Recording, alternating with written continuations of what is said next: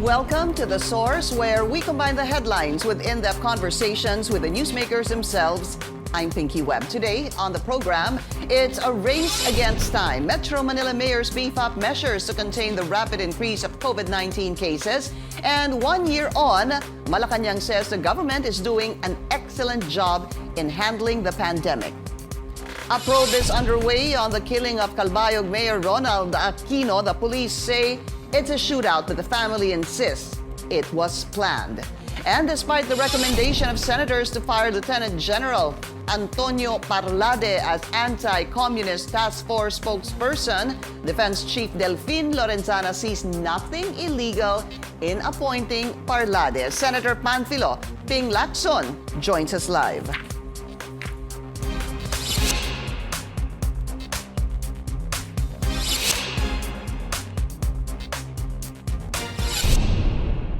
Metro Manila mayors will be implementing uniform curfew hours in the entire region starting Monday, March 15. This is part of the government's move to control the surge of COVID-19 cases in the country. On Thursday, the country logs over 3,700 new cases, the highest since September 19, 2020. And 1 year on since the pandemic, is the Philippines doing a good job in handling the crisis? Let's go straight to the source of the story. We have Senator Panfilo Ping Lacson. Senator Lacson, welcome to The Source. And as usual, sir, thank you for your time. Yes, good morning. And thank you for having me today. I want to start with the COVID cases. Sir, I know you're very busy at the Senate, but 3,000, almost 3,000 cases Thursday. That's the highest in September. 2,800 cases, sir, 2 days before that, Wednesday and Tuesday. And 4 days prior to that, over 3,000 cases. What kind of situation are you seeing? Is this concerning senators? Well, obviously there's a spike, in the recent days, and we should all be alarmed, and we should all be conscious that we should practice all the health protocols being given us by the authorities. Yeah, and the recent move to impose curfew, at least in Metro Manila, is a good move. And the government should really use its police power, because we're still under a state of public health emergency under Presidential Proclamation, I think, 922. So there you go. We should really be careful and conscious. I wonder, though, Senator Lacson, if those are enough, imposing a curfew from 10 to 5 a.m.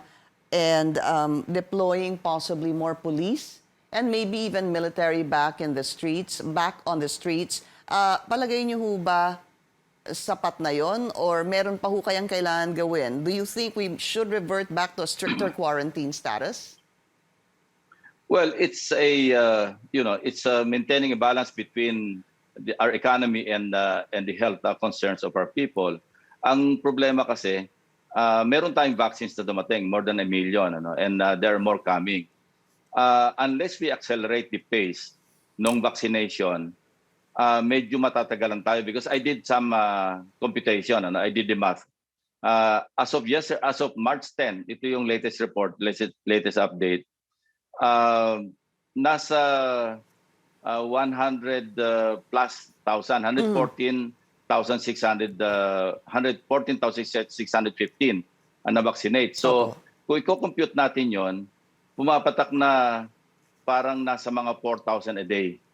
And kung hindi mag-accelerate yung pace ng vaccination, at assuming na darating lahat yung supply na ina-expect for 70 million targeted population to achieve herd immunity, then we'll have a problem, because abutin tayo ng 2033 at the rate we're doing it now. Pero kung mag-accelerate, and I hope the government will accelerate the vaccination rollout, then maybe we can advance yung timetable natin, timeline. Did you say that if we stick to this 4,000 a day, computing the 114,000 vaccinated since the vaccines arrived, kung magpatuloy po tayo ng 4,000 a day, aabutin tayo ng, did you say 2033?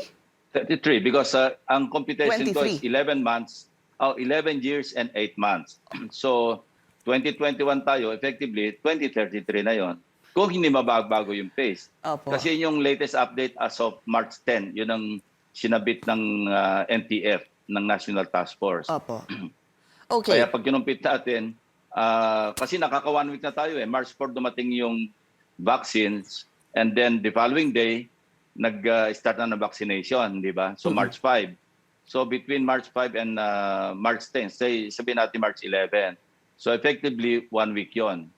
And kung i-compute natin yung pace at the pace na mine-maintain natin ngayon at hindi natin mag-accelerate, yun ang computation. Okay. It will take us 11 years and 8 months Wag naman to po finish. sana. That's assuming na darating yung 140 plus million doses. Vaccines. Opo, Yes. doses for 70 million people. So, this leads me to my next question, Senator.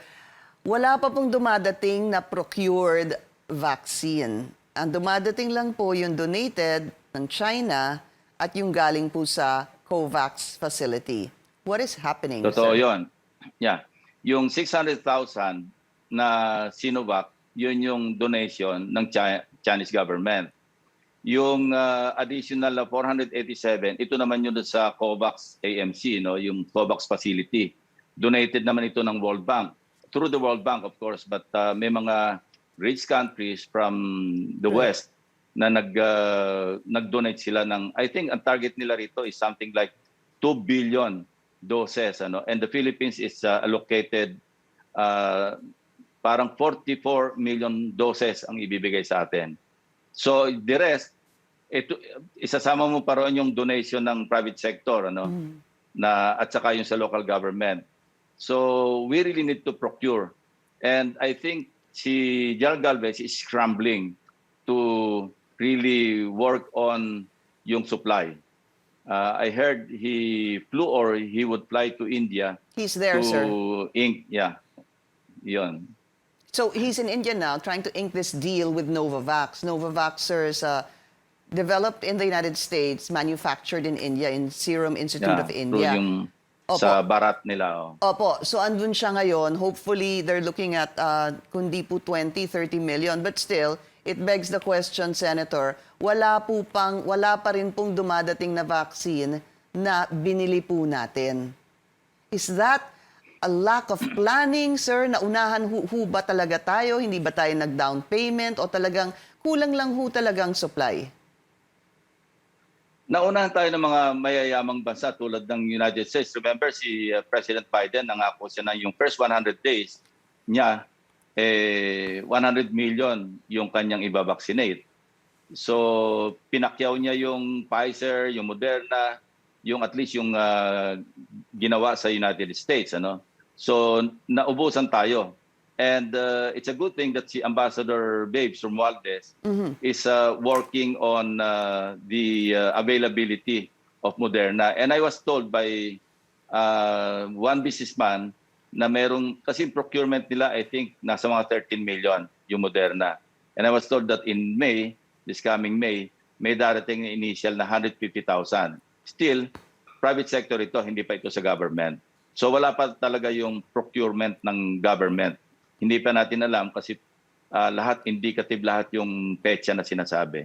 So, meron pong dadating supposedly na 1 million na Sinovac soon this coming this month of March, sir. Are you unhappy, dissatisfied with the vaccine rollout, sir, in terms of, procuring vaccines, which we still don't have to this day? Let's put it this way, Pinky. As long as walang gap do sa rollout, tuloy-tuloy, maski staggered yung dating ng mga vaccines, we're fine. Ang problema, pag naubos yung available na supply na nandito sa atin and mapuputol, of course, laging naka-allocate na, naka-program na yung 2 doses per individual. Pero pag naputol yon and then madidelay tayo niyan. But as long as hindi mapuputol yung rollout, yung vaccination program, we're okay, we're fine. Okay. And sana mag-accelerate, mag-improve yung 16,000 per week na vaccination. Yun ang average ngayon 16,373 if I'm not mistaken per week based on the so far vaccinated persons.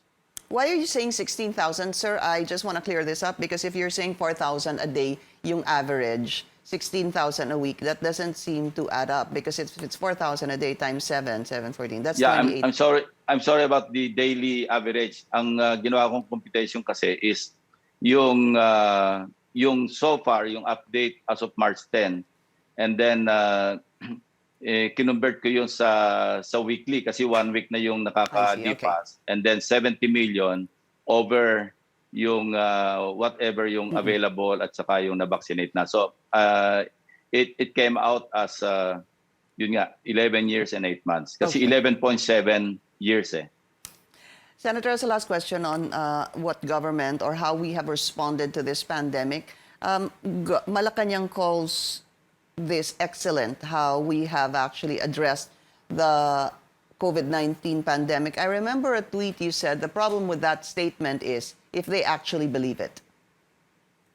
Yes, ang context ng statement is if you rate yourself as doing an excellent job, excellent, wala nang tataas doon eh. Superb na yun eh.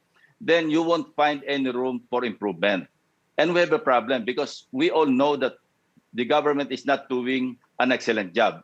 So kung ganun ang attitude and they already have rated themselves as doing an excellent job, then hindi na sila mag-i-improve kasi alam na nila excellent. Sagad na, di ba Pinky? So we have a problem.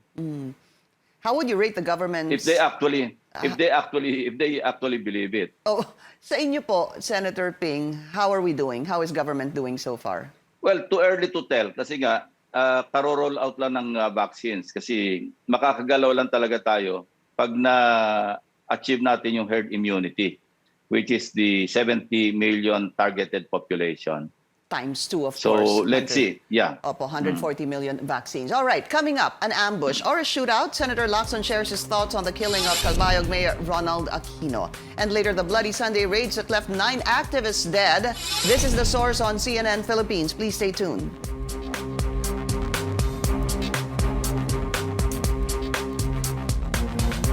You're watching The Source on CNN Philippines. Our guest today, Senator Panfilo Ping Lacson. So, Senator, I just wanted to get your thoughts on the killing of Mayor Ronald Aquino of Calbayog, Samar. So, basically, the PNP is saying it was a shootout, but the family is insisting it was an ambush. Could you help us make sense of what happened, being a former PNP chief? Kasi, sir, tad-tad po ng bala yung katawan ni Mayor. Ang sabi daw, 20 or 21, kalahati lamang nung katawan. The van that he was in, also full of shots. Yung unmarked vehicle po nung police, yung ginamit po nila, also peppered with bullets. Paano ho ba to? Ambush ho ba or shootout? And how can this be resolved? Who is telling the truth here? Well, the DOJ is investigating, and we have high trust kay Secretary Guevara.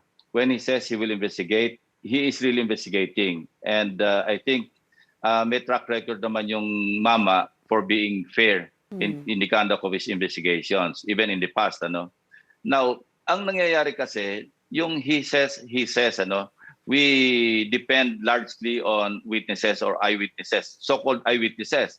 Ang problema, Pinky, we were not there and we don't know the facts. So we only have to rely on the investigation being conducted.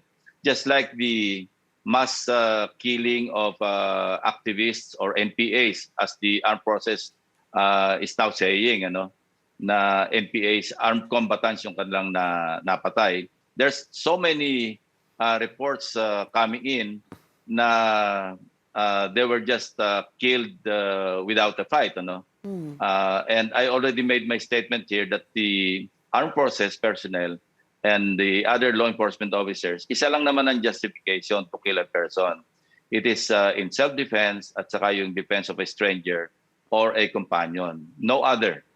So let's see and let's wait for the at least the initial results of the investigation before we can make our comments. Yung at least yung tamang comment na sasabihin natin. Pero, I'm not not because I came from the military and the PNP. Meron akong bias. I think when I became a senator, I ceased to become parang favorable yung tingin sa PNP or sa Armed Forces of the Philippines. Fair enough, sir. Of course, wala po tayo doon. Ano po, we can just rely on eyewitnesses kung anong sinabi nung eyewitnesses, anong sinabi din nung police, ano po. But, you know, to witness something like this, 5:30 p.m., tuloy-tuloy po na baril. Hindi ko po alam kung ano kasi itong sabi nila, ano ba yun, sir? M203? I don't know what that is. I guess that's a high-powered firearm. M203 is a grenade launcher. I Ito see. yung nakamount sa rifle. Meron daw, ha, allegedly, sir, noon. Tapos, nakabonet daw, again, allegedly, yung police. Tapos, in That's fact, a problem, sir, Pinky. Lahat accounts ito nanggagaling. And sometimes, yung mga information dumarating, conflicting and confusing. So, tayo mismo nalilito. Ano ba yung talaga yung totoo? So, I think may mga physical evidence naman dyan to support whatever testimonial evidence na magagather ng mga investigators sa ground, ano? Including, kasi marami, pati CHR, they're investigating. Kasi nagkasunod-sunod na, Pinky, so minsan nagkakahalo-halo na rin yung information na pumapasok sa atin. Ito ba yung sa Calabarzon? Ito ba yung sa Calbayog? Opo. And then so many other incidents, ano? well, I really looked into a lot of the videos that came out, sir, mula sa mga ilan from the netizens also. I think there was one, sir, dito sa ano pa rin na Calbayog na yung unmarked vehicle nung police, pagbukas nung trunk, parang ano ho siya, AUV o SUV. Pagbukas po nung trunk, meron pong plaka, dalawang different plates inside the back, no, pagbukas nung trunk nung sasakyan. And then yun na nga, again, nakabonet daw, sir. Tsaka I guess ang hirap hong makita yung ganitong video na tad-tad ng bala. It's so hard to kind of make sense out of something like this, seeing this kind of video na mayor. At sabi nga nila, I think yesterday kay Senator Richard Gordon, I'm not sure, sir, kay Senator Richard Gordon, tinanong kung involved allegedly si mayor sa illegal drugs. Ang sinabi ho ata ay wala ho silang ganung klaseng information so far. Yeah. All right, so we have to wait. Well, no, it's sir? a good thing, Pinky. Alam mo, mabuti na rin, in this day and age of modern communication technology, netizens are very helpful, ano, in participating, whether intended or unintended. Nakakakuha sila ng mga video footages sila mismo. At sinishare nila ito.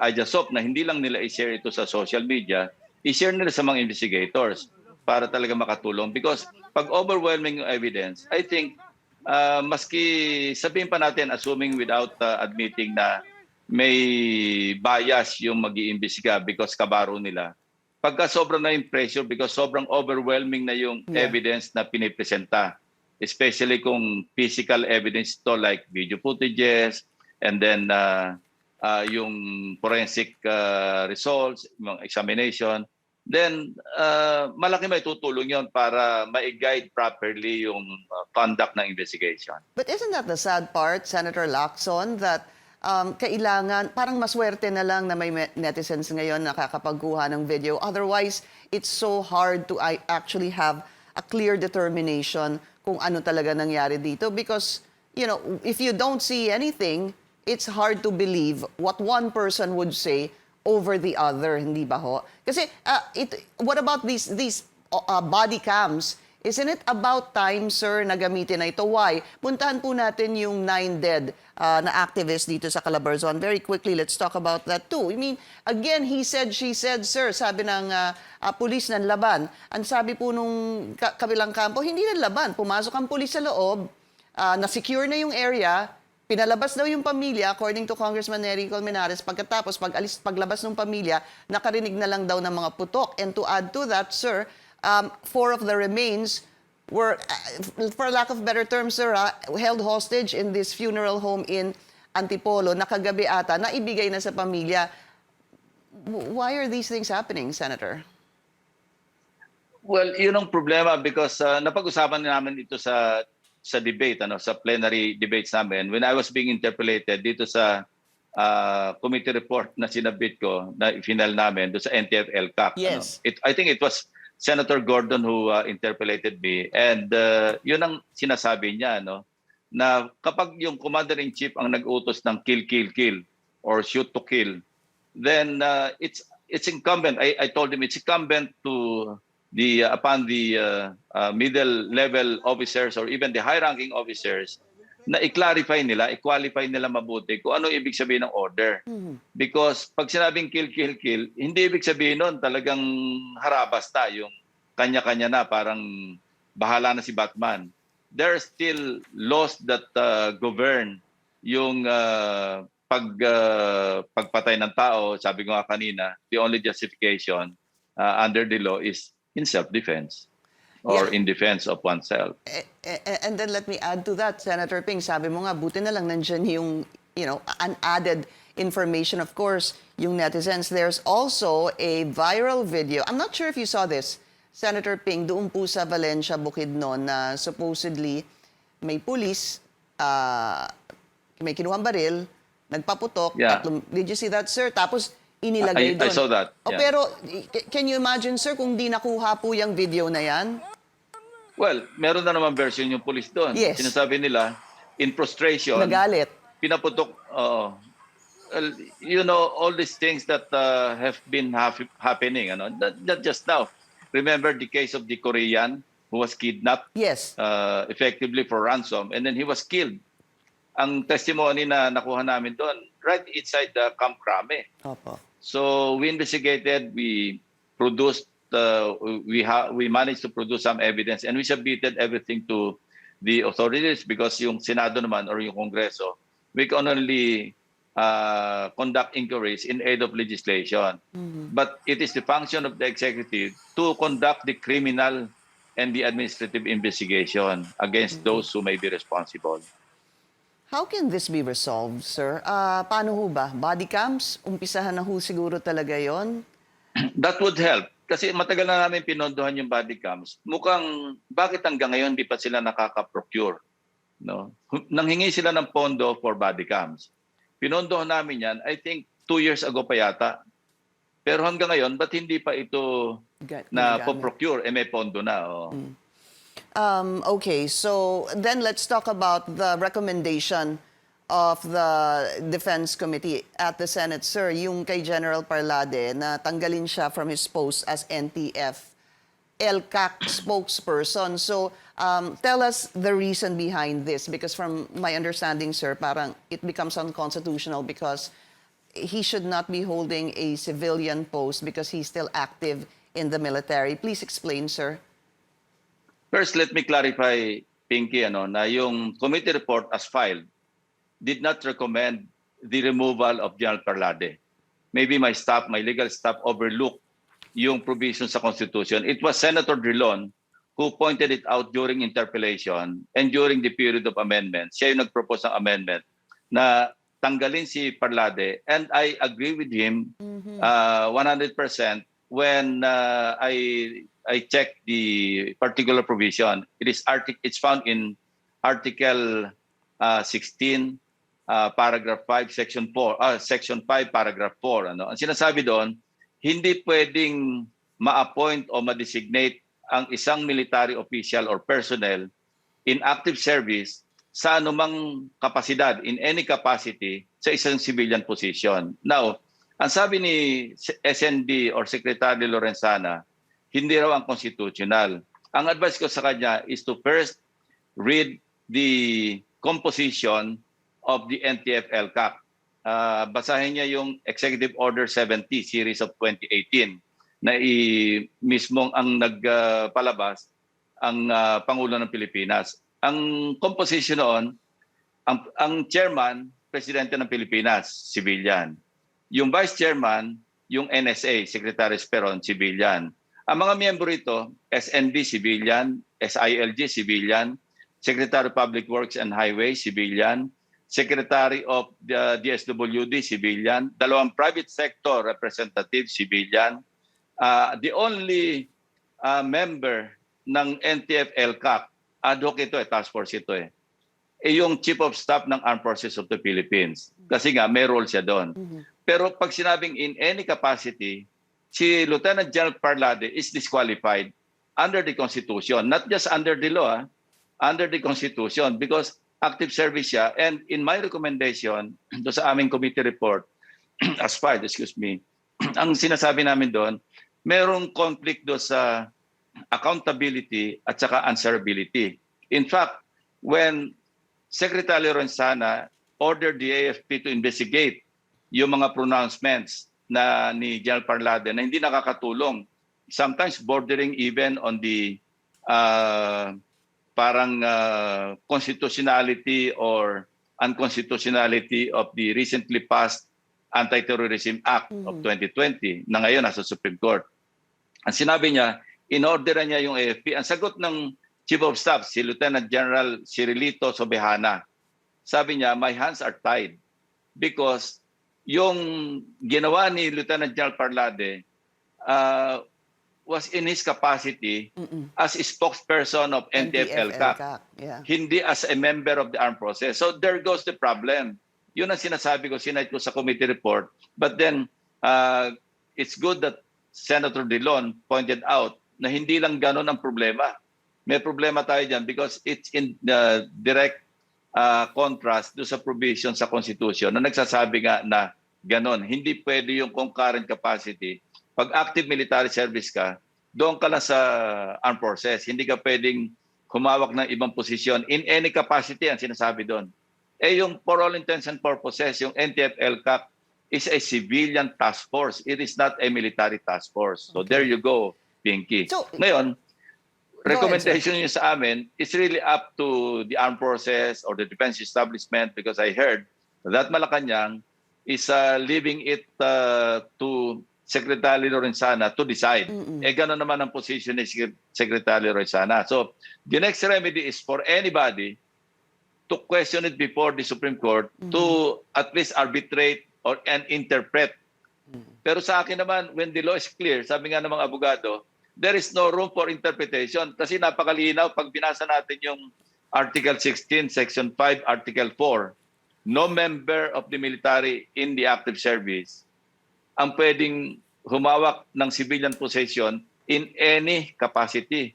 So kasama doon yung in his capacity as the spokesperson of a civilian organization or entity. Malinaw yun, Pinky. So, Senator, are you planning to question this before the Supreme Court? Because as mentioned a while ago, sabi po ni Secretary Lorenzana nga, hindi tatanggalin si General Parlade. In fact, sabi niya, tanggalin na rin ng AFP. General Parlade is part of the AFP and his expertise is being utilized as spokes of NTF-ELCAC. So wala daw siya nakikitang violation of the Constitution. So do you plan to question this before the Supreme Court or somebody else will have to do it? By that time, retired na si General Parlade. So multi academic yan, Pinky. I remember during his confirmation hearing, he even apologized sa amin, sa committee, because mali nga yung kanyang mga pronouncements. Imagine, Pinky, and this also included do sa committee report. When he tagged or he warned, sabihin natin wag tagan, he warned sina Liza Soberana and si Catriona Gray. Ang sinabi niya doon, wag kayo magpapadala sa Gabriela. Fine, alam mo, but sinabi niya rin doon, baka sapitin niyo yung sinapit ni Jo Lapira. Si Josephine Lapira, 22-year-old ito na student activist, UP. Ni-recruit siya. I think it was Gabriela or League of Filipino Students na nag-recruit. And she ended up in the mountains, joining the NPA. And she was killed in an encounter in Nasugbu, Batangas. Walang question doon. Talagang she was killed in that encounter. Kasi kumpleto yung details. And even the CPP, NPA, NDF, nagpalabas pa sila ng kalatas na pinupupurihan nila yung mga namatay na mga kabataan. Nasabi nila, iniala yung kanilang buhay para sa revolusyon at para agawin ang pamahalaan. So malinaw na talagang inaamin nila virtually na mga NPA talaga yung mga bata. So ito yung nagkaroon ng problema hanggang sa, well, I know General Parlade means well. I will still give him that. Ang problema lang is hindi siya nag-iisip, parang he talks faster than he thinks. Parang nauna yung pagsasalita niya, hindi niya alam yung implication. When he also tagged Tech Torres Topas, di ba? Yung sa PDI. Ang sinabi niya doon, parang propagandist ng mga terrorist, referring to the NPAs. Because right now, the CPP-NPA has been designated, not yet proscribed, designated by the AT Council, Anti-Terrorism Council, as a terrorist organization, terrorist group. So, yung salita na parang may overboard, I remember during the confirmation hearings, I warned him because yung mga pronouncements niya parang bordering on the parang violation ng tinatawag na yung parang nasa overbreadth doctrine, parang overboard. And the Anti-Terrorism Act can rise and fall do sa doctrine ng pagiging overboard, yung overboard doctrine, overbreadth doctrine. I mean. The definition. All right. Senator, I wish we had more time. Naubos na po. Senator Ping Lacson, maraming salamat po sa inyo. Thank you, Pinky. Thank you, and thank you for joining us here on The Source. I'm Pinky Webb. You're watching CNN Philippines.